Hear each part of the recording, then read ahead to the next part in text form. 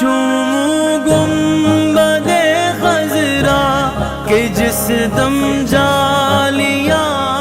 الحمدللہ رب العالمین والعاقبۃ للمتقین والصلاۃ والسلام علی سید الانبیاء والمرسلین. اما بعد فاعوذ باللہ من الشیطان الرجیم. بسم اللہ الرحمن الرحیم. قال اللہ تعالی فی القرآن المجید والفرقان الحمید ورفعنا لک ذکرک وقال رسول اللہ صلی اللہ تعالی علیہ وسلم من سب نبیا فاقتلہ. صدق اللہ العظیم وصدق رسولہ النبی الکریم. مولا صلی وسلم دائما ابدا علی حبیبک خیر الخلق کلہم محمد سید الکونین والثقلین والفریقین من عرب ومن عجم. بلغ العلا بکمالہ کشف الدجا بجمالہ حسنت جمیع خصالہ صلو علیہ وآلہ. مصطفیٰ جان رحمت پہ لاکھوں سلام، شمع بزم ہدایت پہ لاکھوں سلام. الحمدللہ اس وقت مسجد نبوی میں موجود ہیں اور مسجد نبوی کی بہاریں لوٹی جا رہی ہیں. بزم عثمان غنی کی جانب سے ہفتہ وار درس قرآن و حدیث کا سلسلہ جاری و ساری ہے اور آج سلسلہ نمبر 340 ہے. آج انشاءاللہ ریاض الجنہ اور ریاض الجنہ میں جتنی زیارت ہیں اس کے متعلق بتایا جائے گا. اس کے بعد روضہ رسول صلی اللہ تعالی وسلم کی حاضری کے حوالے سے بتایا جائے گا. پھر انشاءاللہ جنت البقیع کی زیارت بھی ہوگی اور جنت البقیع کے متعلق بھی بتایا جائے گا. اب انشاءاللہ سب سے پہلے ہم ریاض الجنہ کے حوالے سے دیکھیں گے. اس وقت ہم ریاض الجنہ میں موجود ہیں. ریاض الجنہ سے ہم جیسے انٹر ہوتے ہیں تو ہم دیکھتے ہیں کہ ایک ہمارے الٹے ہاتھ پہ چبوترا نظر آتا ہے.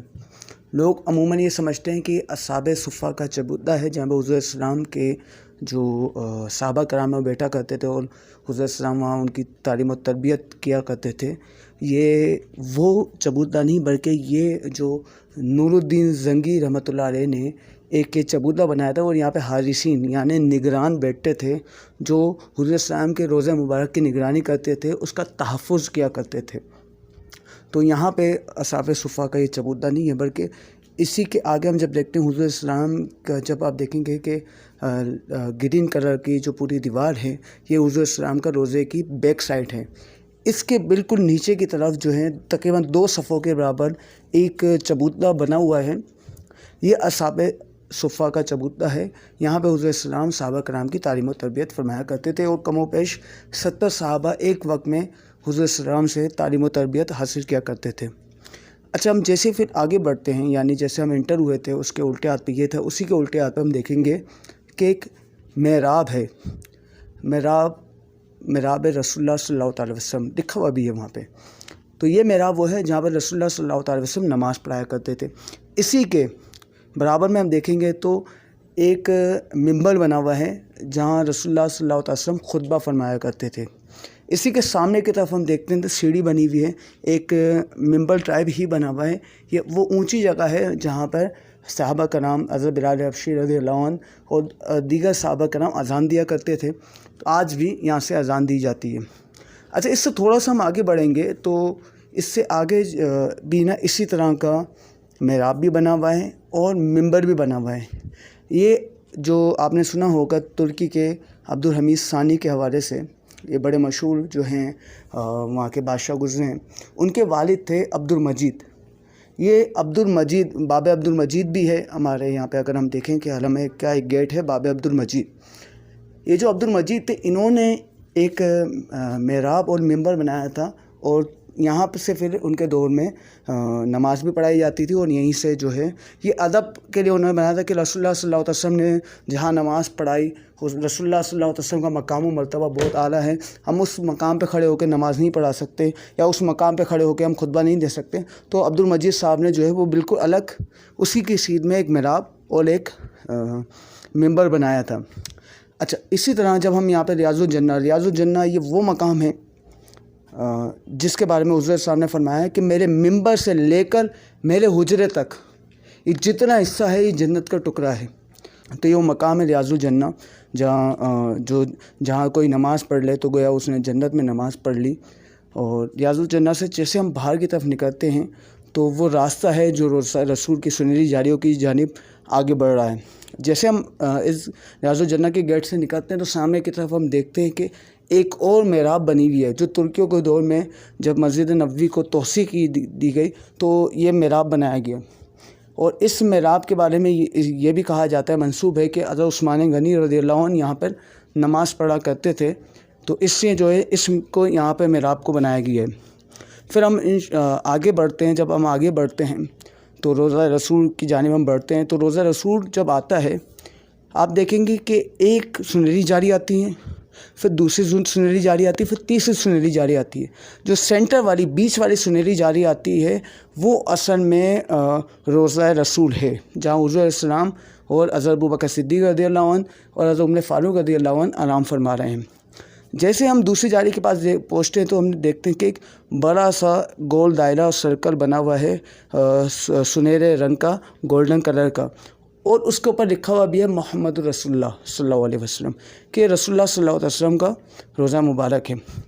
اسی تھوڑا سا ہم آگے بڑھیں گے نا تو ہم دیکھیں گے کہ ایک بیچ میں ایک شیٹ لگی ہوئی ہے جس کے اوپر 5 کیلیں لگی ہوئی ہیں۔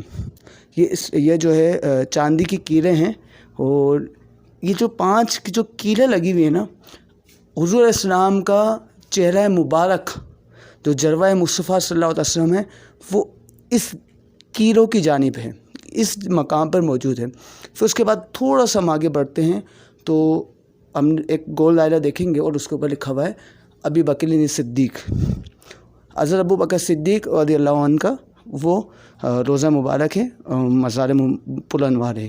اسی کے آگے ہم دیکھیں گے ایک گول دائرہ، اور اس کے اوپر ہم دیکھتے ہیں کہ حضور السلام کے دوسرے خلیفہ، مسلمانوں کی امت مسلمہ کے دوسرے خلیفہ عمر بن خطاب رضی اللہ عنہ، حضرت عمر فاروق رضی اللہ عنہ کا روزہ مبارک ہے۔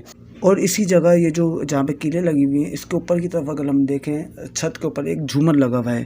اس جھومر کے پاس کھڑے ہو کر اعلیٰ حضرت احمد رضا خان فاضل بریلوی رحمۃ اللہ تعالیٰ علیہ نے آپ نے حضور السلام کے سامنے عاجزی پیش کی تو حضور السلام نے آپ کو جاگتی حالت میں اپنا دیدار کروایا۔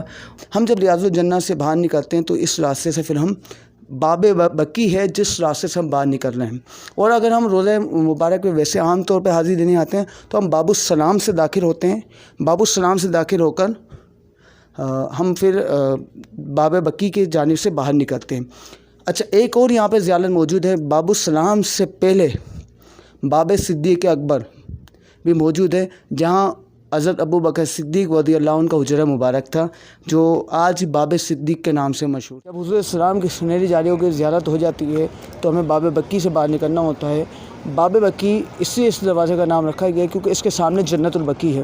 جنت البقیع وہ قبرستان جہاں کم و بیش 10,000 صحابہ کرام کے مزارات موجود ہیں، جہاں حضرت فاطمہ الزہرا سلام اللہ علیہ کا مزار موجود ہے، جہاں امیر المومنین حضرت عثمان بن عفان رضی اللہ عنہ کا مزار پر انوار موجود ہے، امام حسن رضی اللہ عنہ کا مزار موجود ہے، امام زین العابدین رضی اللہ عنہ، اور کئی اصحاب کا مزار اور کئی صحابہ کرام اہل بیت کا یہاں پہ مزارات موجود ہیں۔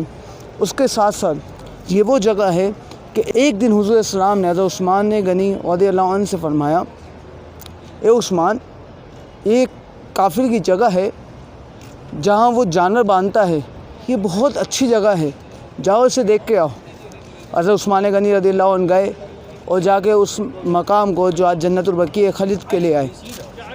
حضور السلام نے فرمایا، اے عثمان، میں نے تو کہا تھا کہ تم صرف دیکھ کے آ جاؤ، تم خرید کے لے کے آ گئے۔ تو حضرت عثمان بن عفان رضی اللہ عنہ نے فرمایا، حضرت عثمان غنی رضی اللہ عنہ نے فرمایا، یا رسول اللہ صلی اللہ علیہ وسلم، آپ نے ساتھ میں یہ بھی تو کہا تھا کہ یہ بہت اچھی جگہ ہے، جو جگہ آپ کو پسند آ جائے، یہ کیسے ممکن ہے کہ وہ جگہ کسی کافر کے پاس ہو۔ حضرت عثمان غنی رضی اللہ عنہ نے اس جگہ کو خریدا اور آج جنت البقیع یہاں پہ قائم ہے۔ حضور صاحب نے فرمایا کہ قیامت کے روز سب سے پہلے میں اپنے مزار پر انوار اپنی قبر مبارک سے اٹھوں گا، اور پھر میں ابو بکر صدیق رضی اللہ عنہ کا ہاتھ پکڑوں گا، حضرت عمر بن خطاب کا ہاتھ پکڑوں گا، اور پھر ہم جنت البقیع کی طرف جائیں گے۔